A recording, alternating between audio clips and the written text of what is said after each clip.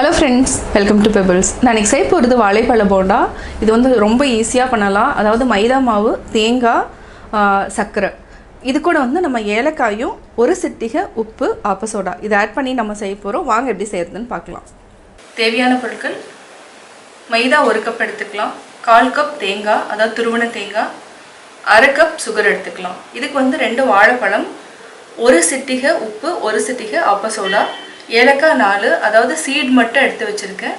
First நம்ம வாழைப்பழத்தை மிக்ஸியில் அடித்து தனியாக எடுத்து வச்சுக்கலாம். இப்போ எப்படி செய்யறதுன்னு பார்க்கலாம்.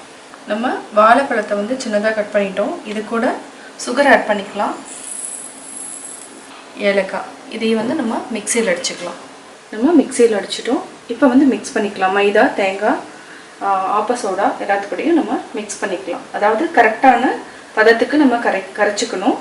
ஃபஸ்ட்டு நம்ம மைதா மாவு எடுத்துக்கலாம். தேங்காய் வந்து ஆப்ஷனல் தான்.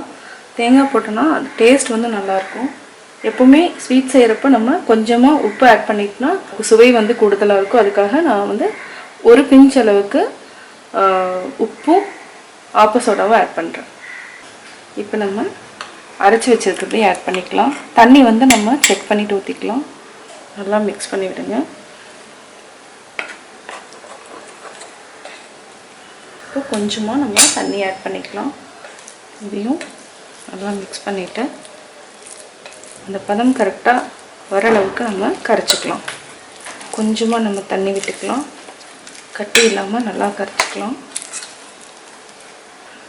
இப்போ இது கரெக்டான பதம். இந்த அளவுக்கு இருந்தால் போதும். இப்போ நம்ம டீப் ஃப்ரை பண்ணிக்கலாம்.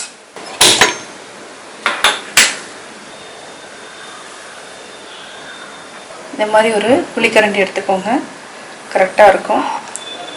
இதை வந்து நம்ம இப்போது டீப் ஃப்ரை பண்ணி எடுத்துக்கலாம்.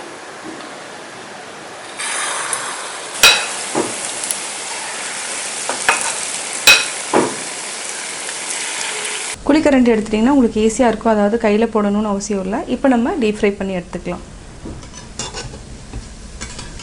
திருப்பி போட்டுக்கோங்க.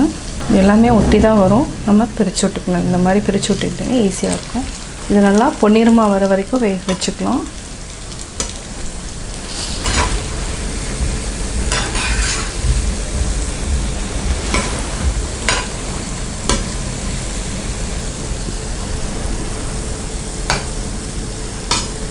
இப்போது பொன்னிறமாயிடுச்சு, நம்ம எடுத்துக்கலாம்.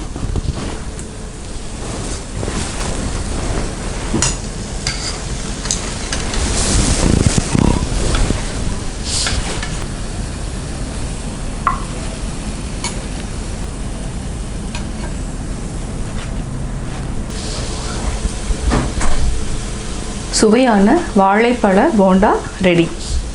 நான் வாழைப்பழ போண்டா எப்படி செஞ்சேங்கிறத பார்த்தீங்க. கட்டாயம் உங்களுக்கு இந்த வீடியோ பிடிச்சிருக்கும். இந்த வீடியோ பிடிச்சதுன்னா லைக் பண்ணுங்கள், ஷேர் பண்ணுங்கள், கமெண்ட் பண்ணுங்கள். மறக்காமல் எங்கள் சேனலை சப்ஸ்கிரைப் பண்ணுங்கள்.